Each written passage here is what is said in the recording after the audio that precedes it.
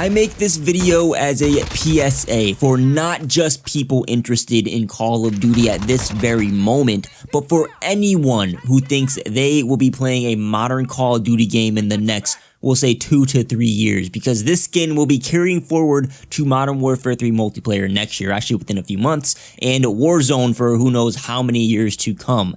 This will be the infamous Roze skin, but on a whole nother level, because it's not only hard to see in the dark, it's hard to see in the light, it's hard to see at a distance, it's hard to see in your face, it's just hard to see in general. And I'll be showing you plenty of examples and going into detail on why shortly, but make sure you do not miss out on this skin. It is tied to the Season 6 Battle Pass, so if you don't unlock it now, you will likely miss out on it forever. The thought of this skin being one of those advantageous skins didn't even cross my mind when I was previewing the Battle Pass a few days ago, but when I encountered it in a ranked Warzone game match later that day, I knew I had to make a video on Gaia.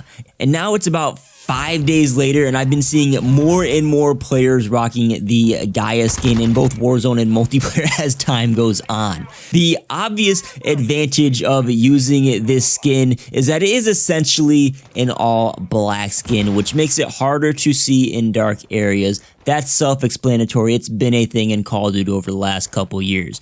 What you won't be familiar with, and the difference with the Gaia skin, is that it is what I believe is the first transparent skin in a Call of Duty game.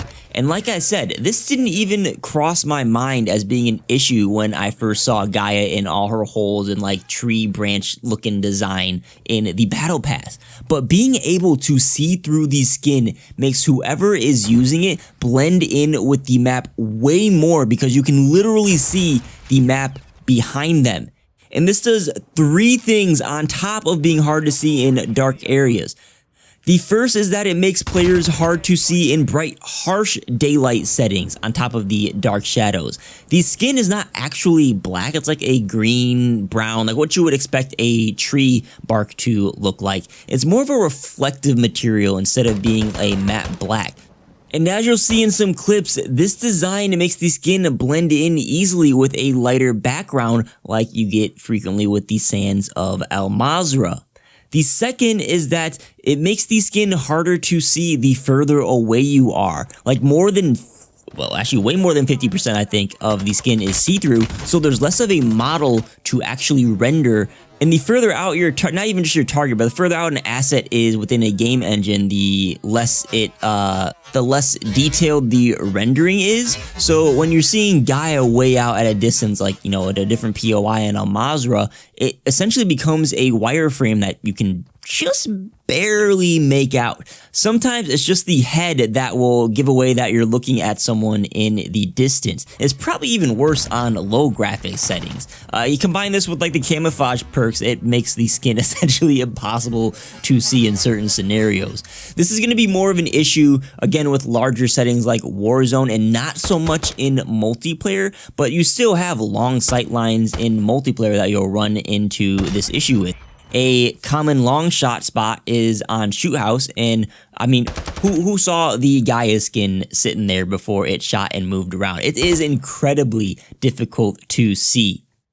The third thing I noticed, and this applies to all modes, is that the skin is just overall harder to track, especially up close. I imagine it's hard to understand this until you've experienced fighting a Gaia yourself. So the best way I can describe this is fighting Gaia is like trying to fight a moving shadow. That's what it feels like. You have the combination of the lighting and the transparency on top of a moving, you know, jump shotting target that's all up in your face, alongside all the other visual noise that's happening on your screen. I just feel like it takes my brain a bit longer to register the Gaia jumping across my screen as something that I should be shooting at, and not just like a shadow of a helicopter flying by or a bird flying by my screen.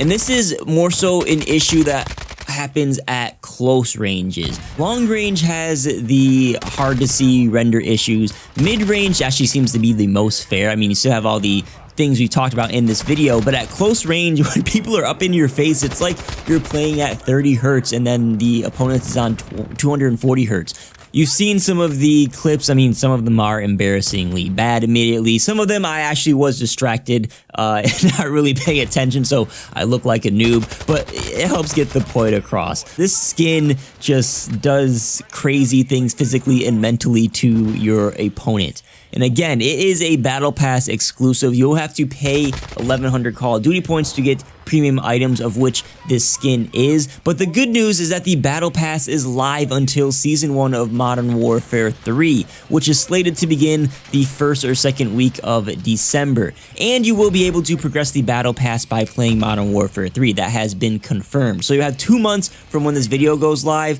to unlock Gaia, and if you're watching or decide to pick up the Battle Pass during the launch of Modern Warfare 3, you'll have a little less than a month, which should be doable because you need 30 tokens minimum to unlock the path to Gaia, which is 30% of the Battle Pass complete.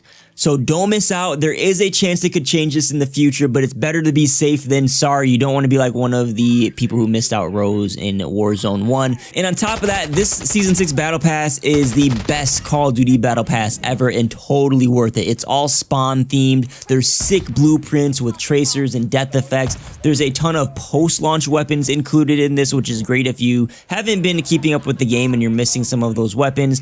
You can check out the video I did on the Battle Pass so you can see what everything looks like in game. You got like this tier 100 spawn operator, the creepy clown, the Gaia skin, all of it's great stuff. Which reminds me, the last thing I want to mention is that Gaia is a minor spawn villain for the spawn themed Battle Pass. And when I say minor, I mean I'm not super familiar with Spawn, but I've done some research. It looks like she's only appeared in one page of a comic book, and this is what she looks like. There obviously isn't much reference material, so they could have adapted this in many ways. I find it interesting that they went with the see-through look. So my question for you is, do you think that this Gaia skin is okay as is in Call of Duty, or should it be changed and maybe look more like the reference material and they can fill in some of those holes to give it more of like a Groot look from the Marvel comics and films? Leave a comment below, let me know what you think. Don't forget to hit like, get yourself subscribed, and I'll catch y'all on the next video. Thanks for watching.